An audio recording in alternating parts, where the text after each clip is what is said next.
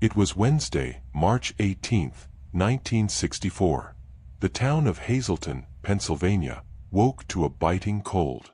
The kind of morning where frost clung to windows, where the ground was still hard from winter's grip, and the air smelled faintly of coal dust from the surrounding mines. Inside a modest home, 9-year-old Marise Ann Chiverella prepared for school.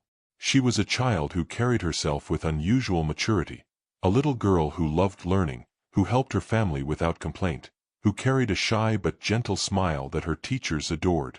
That morning, Marise told her family she wanted to arrive at school a bit earlier than usual. She packed a small bag with canned goods and other items. She was planning to give them to the nuns at her Catholic school. It was a sign of who she was: generous, selfless, thoughtful even beyond her years. But outside, the streets were quiet, the cold air biting against her small frame as she began her walk.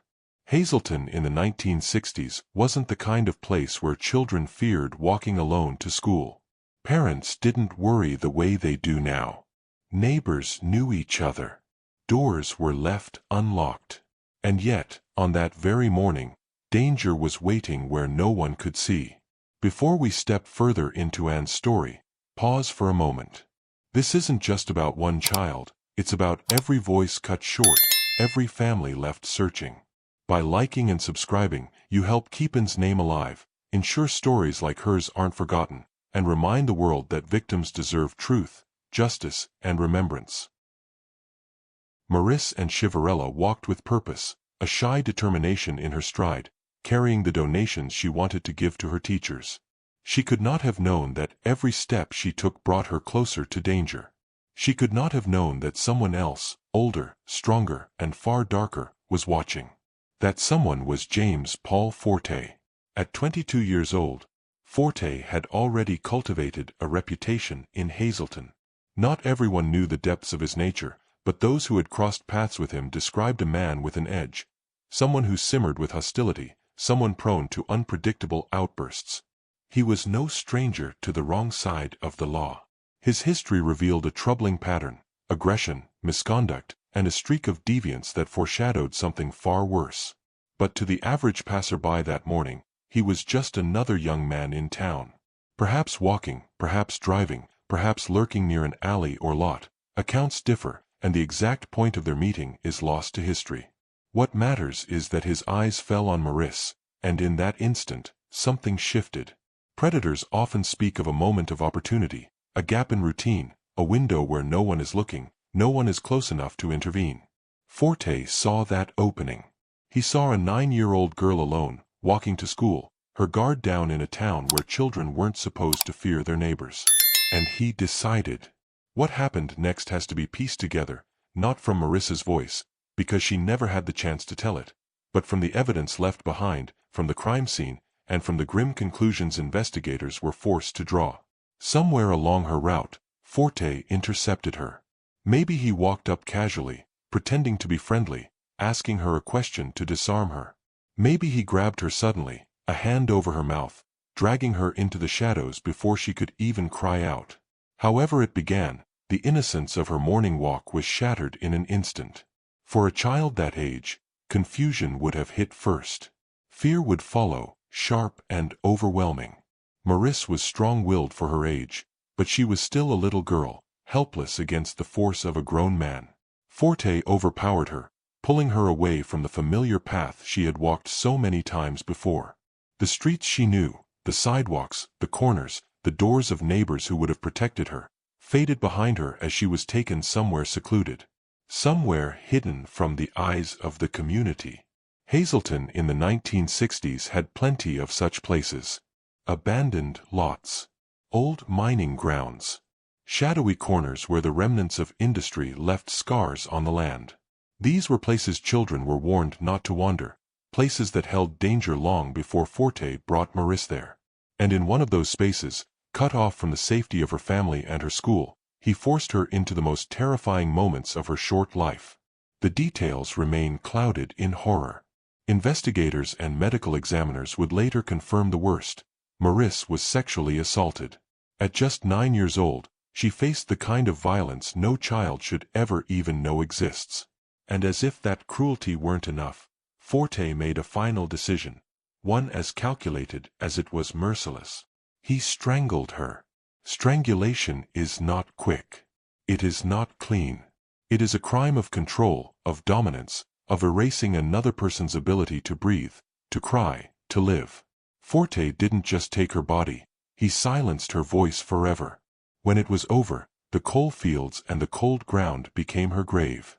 He left her there, discarded like something broken, as though a human life meant nothing.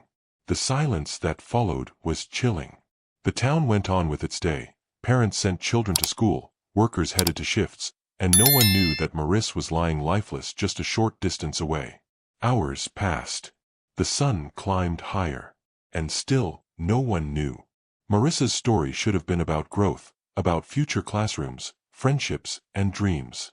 She should have been thinking about homework, about playing with her siblings, about what she wanted to be when she grew up. Instead, her life was extinguished before it even had the chance to bloom. At 9 years old, she never got to see the milestones so many take for granted. Her first dance, her graduation, her first job, her own family. All of that was stolen in a single morning, by a man who saw her innocence not as something to protect, but as something to prey upon. The haunting truth is that Forte walked away from that scene. He blended back into Hazleton, carrying the weight of what he had done but showing none of it on the surface. For everyone else, he was just another man on the street. No one knew that he had just committed one of the most heinous crimes the town would ever see. And that may be the most chilling detail of all. Because predators like Forte don't wear signs. They don't announce themselves. They live in communities, pass neighbors on sidewalks, shop at the same stores, attend the same events. They hide in plain sight, until the mask slips, and the truth is revealed. The encounter between Marise and Forte wasn't a chance meeting. It wasn't two paths crossing by accident. It was the collision of innocence and evil, of trust and violence, of childhood and predation. It was the kind of encounter that leaves ripples across generations, scars that don't heal even after decades. For Marise's family, it was the moment their lives were split in two, before and after March 18, 1964. For Hazleton, it was a wound to the community, a reminder that even in places where everyone knows your name, danger can lurk where you least expect it. And for Forte, it was the moment he cemented himself as a killer. A predator who saw a child not as a life to be cherished but as a victim to be taken. What makes this encounter so haunting is that for nearly 6 decades, the truth about that morning remained buried. Investigators knew what had happened. They knew a predator had stolen Marise's life. They had evidence, they had suspicions. But they didn't have a name that they could pin it on. Forte walked away, and for years, he walked free. In that moment, on that March morning in 1964, the encounter between a 9-year-old girl and a 22-year-old man set into motion nearly 58 years of grief, mystery, and unanswered questions.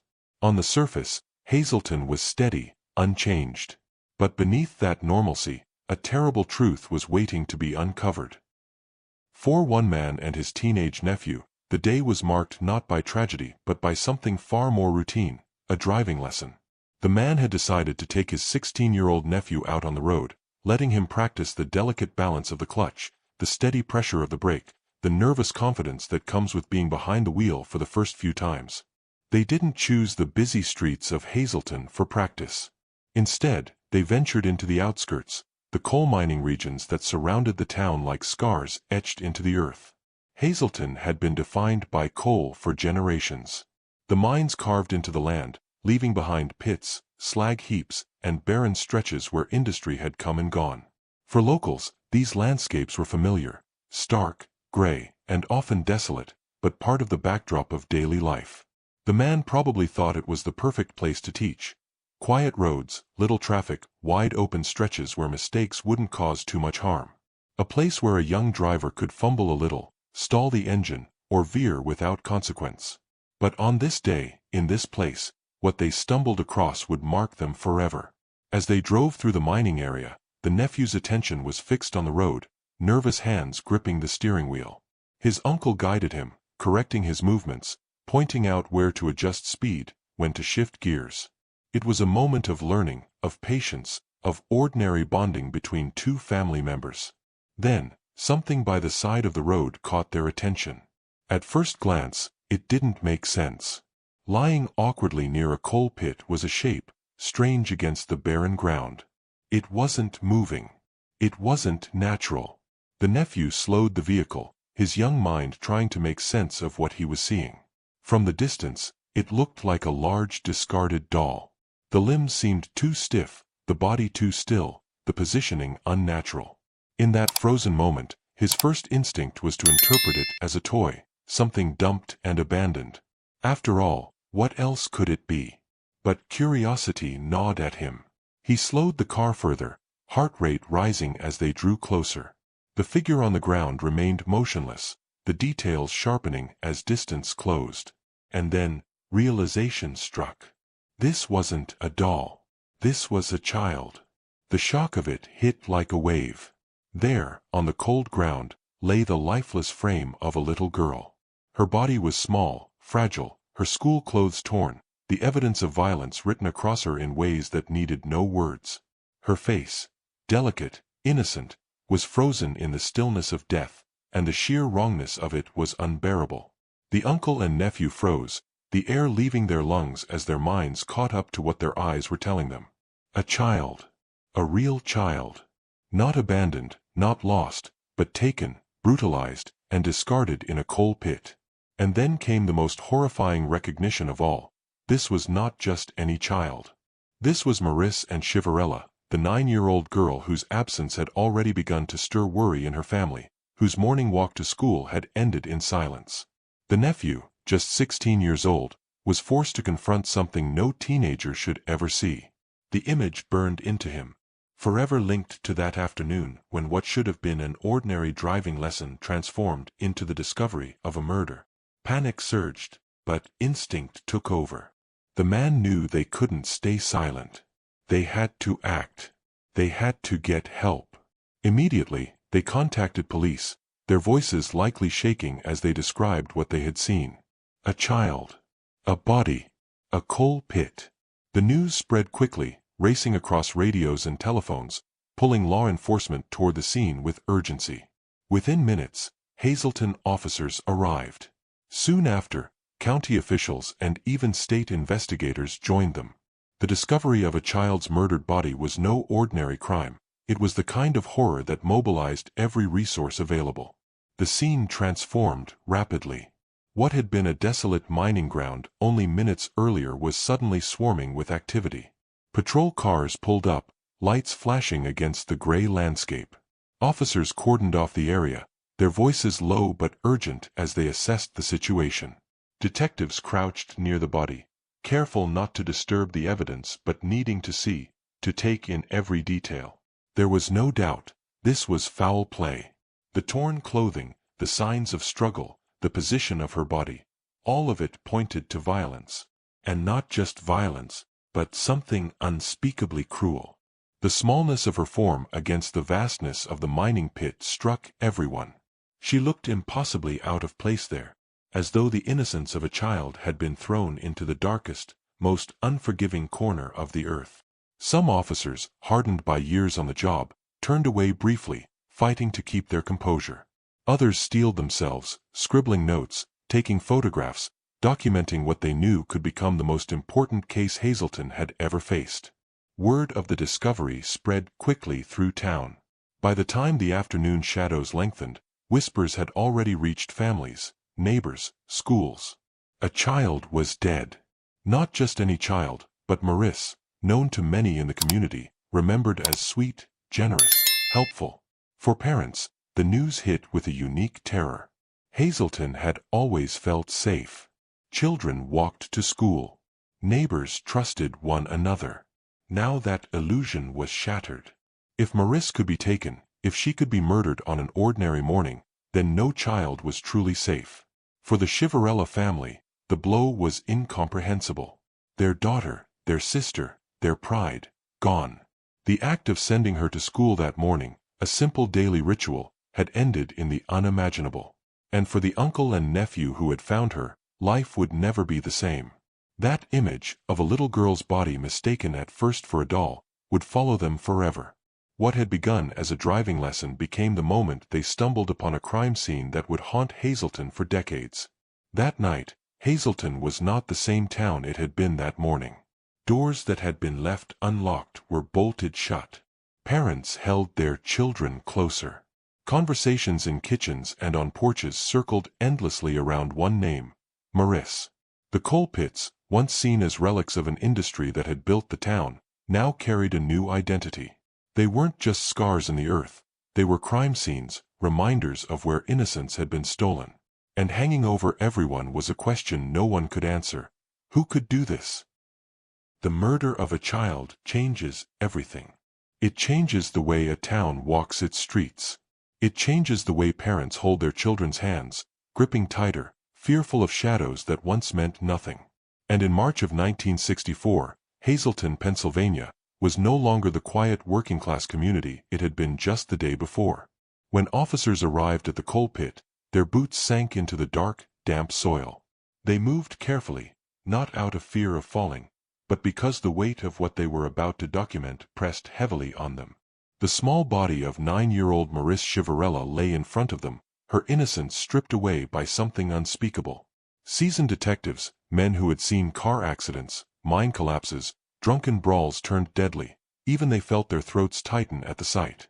One officer whispered under his breath, "Dear God," as though the words might rewind time and make the scene vanish. But it didn't vanish. It was all too real. The crime scene was marked off with what they had available: rope, a few cars parked strategically to keep onlookers away. Word spread fast in Hazleton. By the time crime scene photographers raised their cameras, neighbors were already gathering at the edges of the field, holding themselves in coats against the March wind. Mothers wept silently. Fathers clenched their jaws, whispering promises of vengeance under their breath. The air was thick with grief and rage, and from that moment forward, Hazleton would not rest until answers were found. Today, when we think of a murder investigation, we imagine the swabs, the DNA kits, the databases that link suspects with cold precision. But in 1964, detectives had none of that. The science of forensics was in its infancy. Fingerprinting was the crown jewel, but it was only useful if a suspect was already in the system. Blood typing could narrow down possibilities, but it could never point to one man with certainty. And when it came to fibers, hair, or biological samples, investigators were left with educated guesses, not definitive answers. Still, the investigators did not approach this case lightly. They collected everything they could. Marise's torn clothing, fibers clinging to her school dress, soil beneath her fingernails, biological material, preserved in ways that scientists of the time hoped might one day mean something. They did not yet know how, but they treated every piece of evidence like it might hold the key. Detectives worked under harsh fluorescent lights in the Hazleton police station, examining what little they had. They knew she had been raped. They knew she had been strangled. They knew the attack had been sudden, brutal, and merciless. But the who was a question that slipped like smoke through their fingers. Hazleton was the kind of place where everybody knew each other's business. It was a community built on coal and labor, where the same families had lived for generations, where neighbors borrowed sugar from each other and children played in the streets until dusk. And in such a place, suspicion did not stay quiet. It spread. Some said it had to be a stranger, perhaps a drifter moving through town, someone with no ties, no reason to stay. The idea made people feel safer, because if the killer was from elsewhere, then maybe their neighbors were not monsters. But others were not so sure. Some whispered in kitchens and corner stores that the man responsible was still walking among them. That the killer could be the man pumping gas, the one serving beer at the tavern, the one tipping his hat politely on the sidewalk. The thought made stomachs churn. If evil was local, then no one could be trusted. Detectives leaned into both theories. They canvassed neighborhoods, knocking on doors, asking parents, shopkeepers, and miners if they had seen anything unusual that morning. Some remembered a girl walking, her schoolbooks pressed to her chest. Others remembered nothing at all. There were men in Hazleton with reputations. The kind who drank too much, who got into fights, who carried a shadow with them wherever they went. They were questioned. Their alibis tested. Their names scribbled into case files that would sit on desks for years. But no matter how many interviews were conducted, no single name rose to the top with certainty. The Chiverella family sat through each passing day with an ache that words cannot capture. Marise's parents, forced to bury their daughter before her 10th birthday, faced the unbearable silence of a home that should have been filled with her laughter. For them, time slowed. Every knock at the door might be news, but the news never came. By the time investigators finally closed in on the truth, James Paul Forte was long gone. He had died in 1980, at only 38 years old, young by most standards. His death, from natural causes, spared him from ever sitting in a courtroom. He never faced the piercing stare of a jury. He never heard a judge read his charges. He never once had to listen as a prosecutor laid out in brutal detail the nightmare he inflicted on a 9-year-old girl. And that was the sting of it. For decades, the Chiverella family had waited for the day when someone would be held accountable, when handcuffs would click shut, when justice would be more than just a word whispered in prayers. But instead, the killer had slipped into the grave before the truth came to light. Still, in 2022, when investigators stepped forward and announced with certainty that Forte was the man responsible, it sent shockwaves through Hazleton and far beyond. The silence of nearly 60 years broke in an instant. Reporters filled the room, cameras rolled, and officials laid out what the DNA had proven. It was him.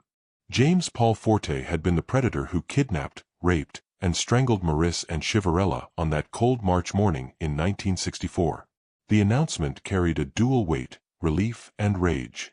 On one hand, the long nightmare of not knowing had finally ended. On the other hand, justice in its purest form, the kind that puts a killer behind bars, would never come. For the surviving Chiverella siblings, the revelation was a complicated kind of closure. They would never see Forte stand trial, but they would never again have to ask themselves who. One sister put it into words that struck everyone in the room. We finally know who took her from us. We finally have a name. And that means she can rest. It was simple, heartbreaking, and profound. After 58 years, their little sister's story had an ending. Not the ending anyone wanted, but an ending nonetheless. For Hazleton, the name carried its own dark echoes. Forte had not been an outsider who drifted in for a day and disappeared. He had lived there. He had walked the same streets, passed the same neighbors, breathed the same air. He was one of them, hiding in plain sight. Some remembered him vaguely, a troubled man with a volatile streak. Others admitted they barely gave him a second thought at the time. That was the most unsettling realization of all. The monster had not come from the shadows. He had come from within their own community. It was a chilling reminder of how predators often survive, not by hiding in caves or dark forests, but by blending seamlessly into the backdrop of ordinary life. When all was said and done, the Chiverella case became more than just a closed file. It became a testament to endurance, to science, to the idea that no matter how much time passes, the truth can still claw its way to the surface. For nearly 6 decades, the Chiverella family had lived with a wound that never closed. Yet they never gave up hope. They attended memorials, spoke to investigators, and trusted that someday, someone would uncover what really happened. Their persistence, their refusal to let Marise be forgotten, was part of what kept the case alive. Even after their parents passed away without answers, the siblings carried the torch. They became the voices that ensured the world didn't move on. Without their quiet, unrelenting pressure, it's possible Marise's name would have faded into obscurity. The detectives who worked the case also deserve their place in its legacy. Generation after generation of officers kept the file within reach, never letting it gather too much dust. Some carried it into retirement, still haunted by the unsolved puzzle. Others passed it down, making sure the next group of investigators knew that this little girl's story still mattered. When genetic genealogy finally arrived as a tool, Hazleton authorities wasted no time applying it. They recognized what it meant. The impossible was suddenly possible. That foresight, that willingness to embrace science, cracked the case wide open. Perhaps the greatest legacy of the case lies in the science itself. Back in 1964, when evidence was carefully bagged and logged, no one could have imagined that strands of DNA, invisible to the naked eye, would one day name a killer. The decision to preserve that evidence, even when decades passed without results, became the key to solving the mystery. The Chiverella case now stands as one of the oldest cold cases in American history solved through genetic genealogy. It proved that time, no matter how vast, doesn't erase the truth, not when science is given the chance to speak. But the legacy also carries a darker reminder. Monsters don't always lurk in faraway places. Sometimes they live next door. Sometimes they wave politely at neighbors. Sometimes they blend so perfectly into the rhythm of a town that no one suspects until it's far too late. James Paul Forte was not an outsider. He was a son of Hazleton. And for years, he walked those same streets with blood on his hands, while the family he had shattered searched endlessly for answers. That truth lingers as a warning: evil is not always foreign. Sometimes it grows in familiar soil. Today, the Chiverella case is studied not just as a tragedy, but as an example.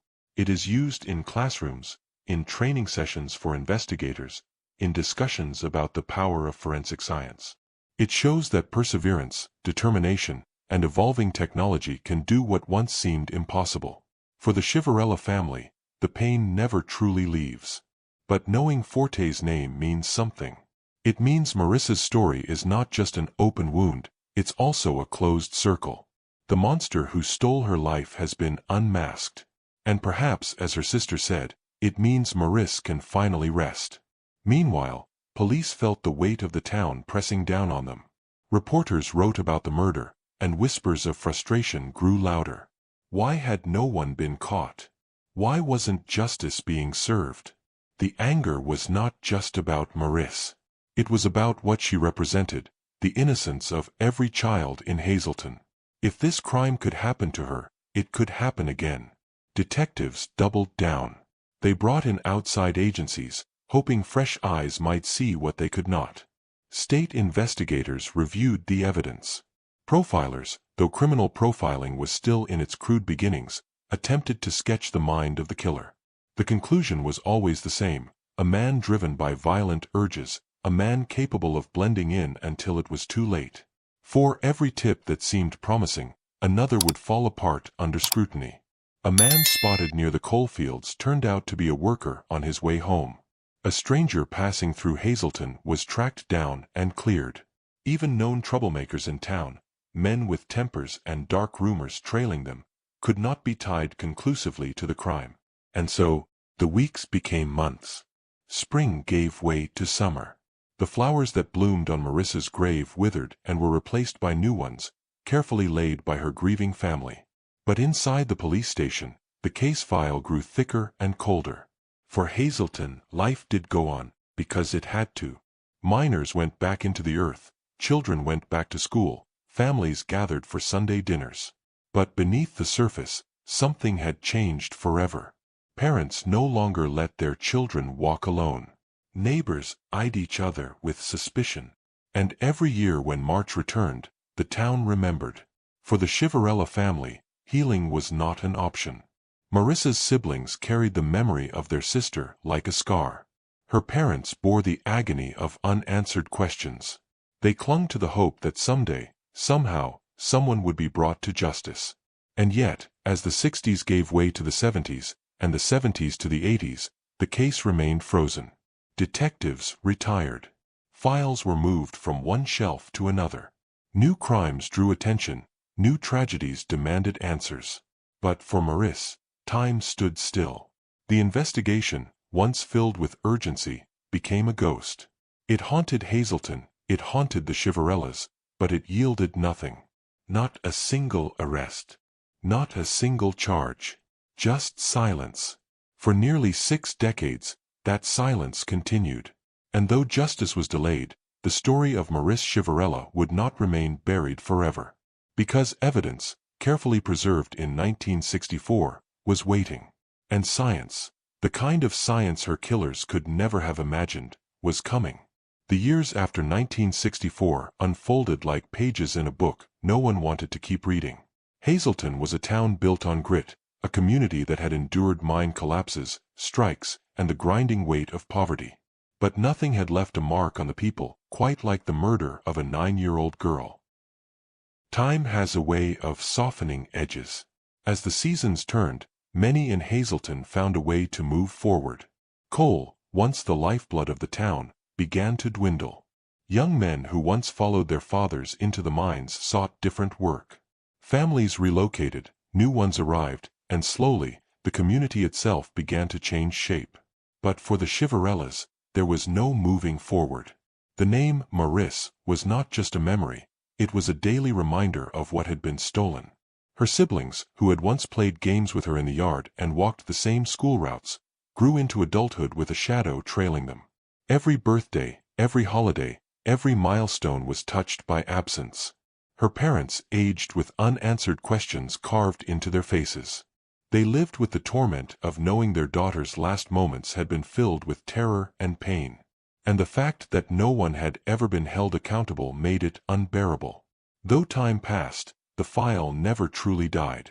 Detectives came and went.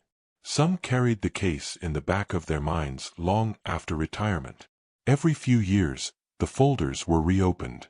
Photographs were studied again. Witness statements were reread. New eyes searched for connections that might have been overlooked. But the truth was brutal. They had hit a wall in 1964. Even as law enforcement grew more sophisticated, the case remained frustratingly out of reach. Forensics advanced in the 1970s and 1980s, but those advancements came too slowly to provide breakthroughs.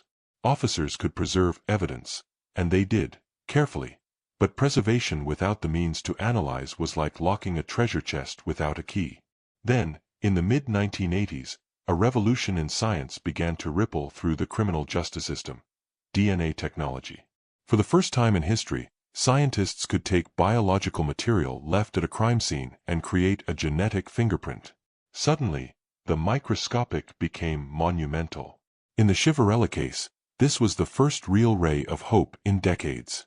Evidence collected from Marise's body and clothing, evidence preserved by foresight and luck, was submitted for testing. Out of that testing emerged something extraordinary: a DNA profile of the man who had raped and murdered her. There it was. The killer's identity encoded in 4 nucleotides, arranged in a sequence as unique as a signature. For the detectives who had lived with the frustration of silence, it was like someone had finally turned on the lights in a pitch-black room. But then came the catch. A profile meant nothing without a match. At that time, DNA databases were in their infancy. There were no vast catalogs of genetic information like we rely on today. Unless the killer had been convicted of a crime where his DNA was collected, and unless it was uploaded into the small databases that existed, the profile was just numbers on paper. The investigators had a ghost. A name without a face. A voice without a body. They had proof a killer existed, but no path to identify him. So the case returned to the shelves. And once again, the years passed. The dawn of the 21st century brought with it a different kind of revolution. Not just in science, but in technology, connectivity, and data. As ordinary people became fascinated with ancestry, with tracing their roots through DNA testing, a new tool was born. Companies like Ancestry and 23andMe invited millions to swab their cheeks and learn where they came from. And what they didn't realize was that those same tools could become the key to solving crimes long thought unsolvable. It was called genetic genealogy. The concept was simple but groundbreaking. If a killer's DNA could not be directly matched in a criminal database, perhaps it could be linked to a distant cousin in a public genealogy database. From there, genealogists could build out a family tree, tracing relatives backward and forward until the branches led to one man. By 2018, the method had already shocked the world when it caught the infamous Golden State Killer. Overnight, a 40-year-old cold case was solved. Investigators everywhere realized what this meant. Cases once doomed to remain mysteries could finally speak. In 2019, nearly 6 decades after Marise's murder, investigators turned to this cutting-edge technique. They had preserved the killer's DNA since 1964. Now, for the first time, they had the technology to let it speak. The profile was uploaded into genealogical databases. At first, nothing obvious appeared. No direct hits. No James Forte jumping off the screen. But what did appear were distant relatives, small matches scattered like breadcrumbs. This was where the art of genetic genealogy began. Experts began piecing together family trees. It was like solving a puzzle without a picture on the box. Every cousin, every grandparent, every relative in the branches became a clue. It was painstaking work, involving hours of cross-referencing records, census data, marriage certificates, and obituaries. One by one, branches narrowed. Families split into smaller groups. The web tightened. Until finally, the tree pointed in one direction, toward one name. The name was James Paul Forte. For most in Hazleton, it was a name buried in the past. Forte had been 22 years old when Marise was killed. He had a reputation, not of kindness, but of volatility. His record revealed patterns of aggression, disturbing behavior, and violence. He was not a stranger to trouble, nor to law enforcement. By the time investigators circled in on him, Forte himself was long dead. He had died in 1980, never facing the consequences of what he had done. 4 years, he had walked the streets of Hazleton, blending in with the community, hiding in plain sight while a family mourned in agony. But even in death, the science of DNA would not let him escape. Investigators exhumed his body, tested his remains, and confirmed the truth. The DNA matched. The puzzle was complete. As Ann's story closes, remember, justice delayed is still justice owed. Her name must never fade into silence. By liking and subscribing, you're not just watching. You're carrying her memory forward, making sure and countless others like her are never forgotten. Together, we demand answers, we honor victims, and we keep their stories alive.